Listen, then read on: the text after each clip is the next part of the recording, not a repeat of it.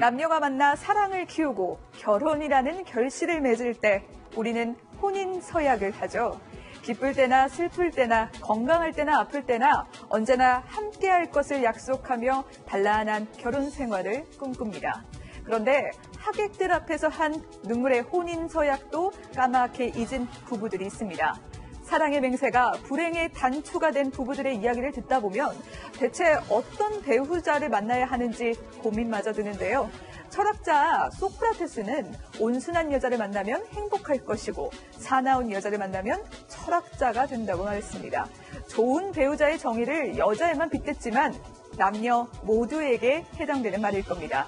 오늘 다룰 판결의 재구성은 평생 함께할 것을 약속했지만 돌아선 배우자들, 남편을 배신한 악처, 아내를 험담한 악부로 변한 부부들의 이야기를 다뤄보겠습니다.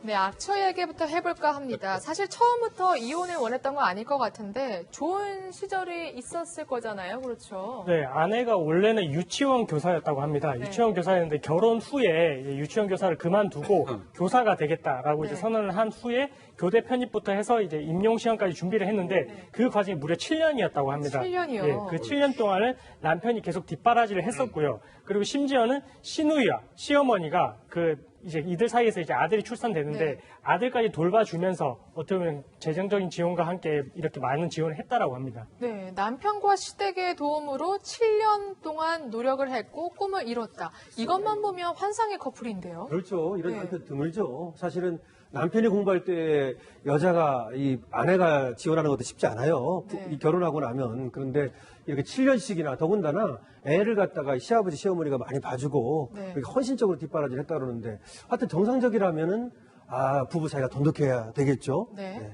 그런데 아내의 첫 부임지가 지방으로 이제 발령이 되면서 갈등의 네. 씨앗이 시작됐다고요. 아마 지방에 있는 한 초등학교에 이 아내가 발령을 받은 것 같습니다. 그게 2011년경이라고 하는데요.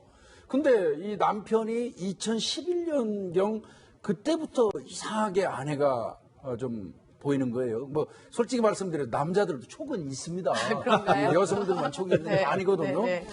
겨울방학이 됐는데도 아내가 집으로 오지 않아요. 지방에 있고요. 예, 지방에 계속 학교 네. 쪽에 머물러 있고요. 그 다음에 주말에는 누군가와 끊임없이 문자를 주고받고 있더라는 거죠. 네. 그래서 남편 입장에서는 이때부터 아내의 외도를 의심하기 시작합니다. 그렇군요. 슬픈 예감은 틀리는 법이 없는 것 그렇죠. 같은데 네. 정말 네. 현실이 됐습니까? 네, 이렇게 이듬해 이제 2월에요. 남편은 아내에게 이혼을 요구하게 됩니다. 그런데 말이죠, 이혼을 이메일로 요구했다고 합니다. 아내가 남편에게 남편에게. 이메일로 네, 이혼 그렇죠. 요구를 했죠. 아내를 의심한 남편이요. 그 이메일로 이제 이혼을 요구했습니다. 이 방법도 사실 되게 상처잖아요. 이게 그럼요. 이메일로 이혼을 이메일로 요구한다는 게 하는 게 얼굴 말이 보고 돼요. 서로 이별을 고하는 것도 네. 참 상처인데, 특히 이 아들을 시어머니에게 맡기고 재산 분할하는 방식으로 협의 이혼을 하자는 내용이었습니다. 그러니까 남편의 입장에서 볼 때는요. 네. 그렇지 않아도 의심을 했잖아요. 네. 방학 때도 안 오고 맨날 누군가 문자 주고받고 그렇지 않아도 잔뜩 의심하고 있는데 이혼하자고 연락까지 오니까 이제 남편 입장에서는 이거 진짜 속된 말로 바람났구나. 네. 이렇게 이제 단정을 하는 거죠. 확신하는 거죠. 예. 남편 얼마나 속상했을까요? 7년간 뒷바라지 했는데 돌아오는 게 이혼 청구서다. 결국 남편이 지방으로 찾아가게 되잖아요. 그렇죠. 네. 찾아갔는데 어쨌든 못 볼 꼴을 보게 되죠. 그러니까요. 사실은 갑자기 아내가 남편한테 이메일로 이혼을 제기한 거 아닙니까? 네. 더군다나 아까 중요한 게 하나 나왔는데 아들은 시어머니한테 맡기고. 네. 이렇게는 보통 안 하거든요. 이혼을 한다 하더라도 양육권을 자기가 가져가겠다고 그러는데 네. 이 아들은 시어머니한테 맡기고 우리 이혼하자. 재산만 나눠 갖자. 뭐 이렇게 하니까 아무래도 의심을 하고 찾아가 봤죠. 네. 찾아가 봤는데 거기에서 초등학교였는데 사택이라고 있잖아요. 여기서 못 볼 꼴을 보고 말았습니다.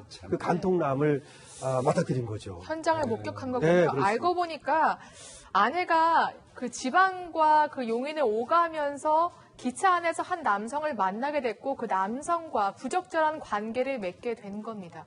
근데 사실 이때가 2011년부터 한 2014년 정도니까 간통죄가 있었죠.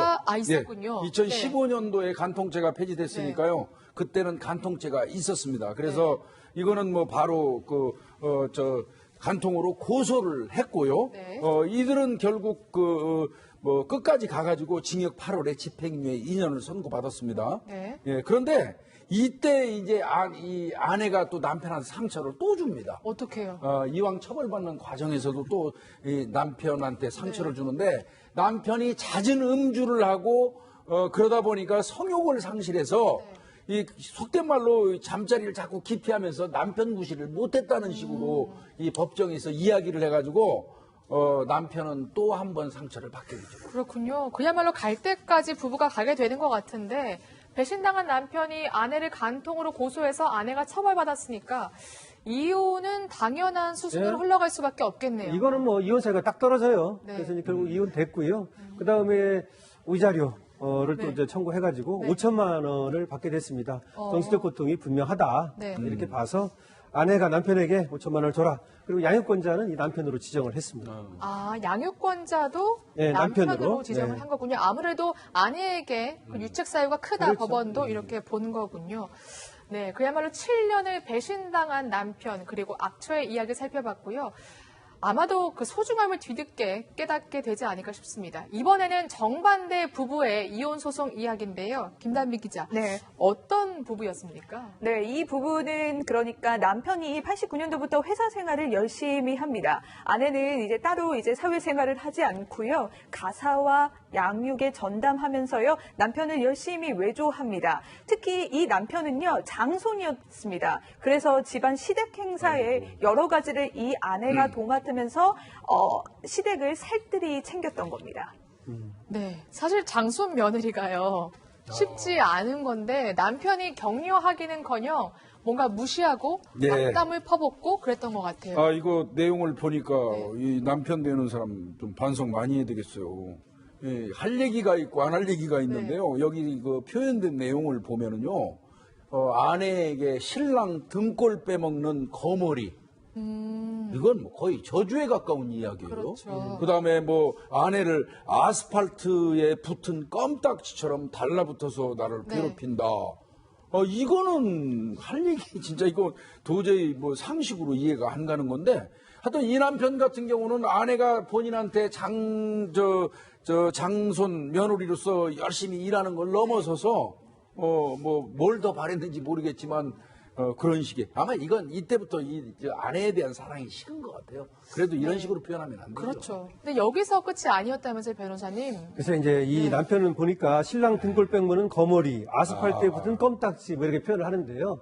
말하자면 전업주부였거든요. 네. 근데 어떤 남자들이 있냐면 돈에 대해서 굉장히 집착을 하고 돈 못 벌어온다고 타박하는 남자들이 있어요. 워낙 이혼 소송도 많이 해보셨으니까. 예, 그런 사람으로 보이는데 네. 그뿐만 아니라 또 다른 여자들하고 또 친하게 지내는 거예요. 네. 그러면 이제 아내가 아무래도 왜 그러냐고 또 따질 거 아닙니까? 네. 그러니까 거기에 대해서 또 괜한 의심을 한다고 몰아세우고 네. 뭐 이런 괴롭히는 그런 말들을 많이 하고 하여튼 이렇게 저렇게 많이 괴롭혔습니다.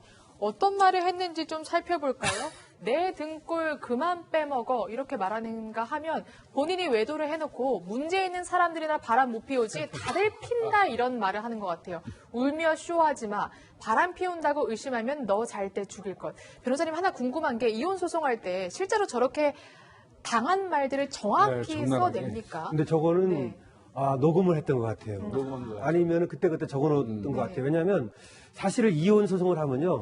그 전에 있었던 뭐 서운한 말까지 다 나옵니다. 그렇지만 기억을 못하기 때문에 못 써내거든요. 그럼 증거가 없게 되는 건데 네. 저거는 저렇게 정확하게 얘기를 하잖아요. 네. 그거는 아무래도 준비를 좀 여자 쪽에서 하지 않았다는 생각이 들어요. 근데 변호사님이 이 말은 정말 누가 들어도 특별한 말이라 기억이 안 날 수가 없을 것 같은데요. 그렇죠. 그럴 수도 있겠죠. 예. 지나치게 특별한 예, 말이라. 비수처럼 꽂힐 것 같아요. 예. 제가 들어도. 그러니까 이제 우리 시청자들께서도 돈 못 벌어온다고 타박하는 건 굉장히 그 비수가 됩니다. 예. 그렇죠. 사실 그리고 전업주부라는 게 집에서 일을 하는 게 사실 그렇죠. 경제활동이잖아요. 근데 또 하나는 남자가 혹시 이제 돈을 못 버는 수가 있잖아요. 가끔 네. 뭐 이제 직장 옮기는 사이에 못 번다든지 실직했다든지 네. 그때 여성분이 남자를 또 막 무시하는 경우가 있잖아요. 네. 그거는 상당히 또 금물입니다. 그것도 안 되죠. 네. 네, 명심하겠습니다. 일단 근데 이 남편이 이렇게 악담뿐만이 아니라 돈 문제로도 약간 좀 말썽을 피웠던 것 같아요. 네, 뭐 남편이 아내에게 뭐 양산에 좋은 땅이 있어서 투자를 하고자 한다. 그래서 이제 아내 명의의 아파트가 있었는데 그걸 담보로 해서 이제 1억 원을 이제 대출을 받아갔습니다. 대출을 네. 받아갔고 그래서 대출 이자를 갚아야 될 상황인데 집을 나가서 아예 이제 대출 이자도 주지도 않았고 생활비도 지급을 하지 않아가지고 그랬군요. 그래서 이 아파트 자체가 지금 이제 경매 개시 결정까지 내려져 있는 상태입니다. 이야기를 다 들어보면 아내가 남편에게 이혼 소송을 청구해야 될 것 같은데 네. 정반대였다고요. 남편이 아내한테 심지어 이혼해달라 이렇게 요구를 했다면서요. 그러니까요. 이혼 소송을 남편이 네. 먼저 제기를 했습니다. 화가 난 아내, 곧바로 다시 아내도 역시 남편을 상대로 이혼 소송을 제기하는데요. 과연 법원 어떻게 판단했을까요? 헌신한 아내를 두고 또 이게 바람을 피고 또 입에 담을 수 없는 악담을 한 남편에게 그 이제 결혼을 파기한 이제 책임이 있다면서 파탄에 이르게 한 책임이 있다면서 위자료, 아내에게 위자료 1,500만 원을 지급하라고 판결했습니다. 네. 남편은 반대로 아내가 다른 남성과 부정행위를 하고 자신의 월급으로 극도의 사치를 했다 이렇게 반박했지만 법원이 받아들이지 않은 것 같습니다. 변호사님 이 경우에요. 만약에 아내가 나는 절대로 이혼하지 않겠다 이렇게 선언을 하게 되면 이혼이 성립됩니까 혹시요? 그때는 이제 남편의 귀책 사유가 있는지, 아내의 귀책 사유가 있는지 이런 것들을 봐야 되는 거잖아요. 여기서는 지금 한쪽에서는 소송을 걸고 또 한쪽에서는 반소를 거는 겁니다. 네. 남편이 소송을 먼저 걸고 아내가 반소를 걸었어요. 근데 둘 다 이혼하자고 한 겁니다. 그래서 이제 이혼은 되는 건데 지금 얘기하신 대로 한쪽에서는 이혼을 안 하겠다 이렇게 나오면 그 안 하겠다는 사람의 귀책 사유가 없으면 이혼이 안 됩니다. 아, 그것을 그렇죠. 우리나라는 유책주의라고 말합니다.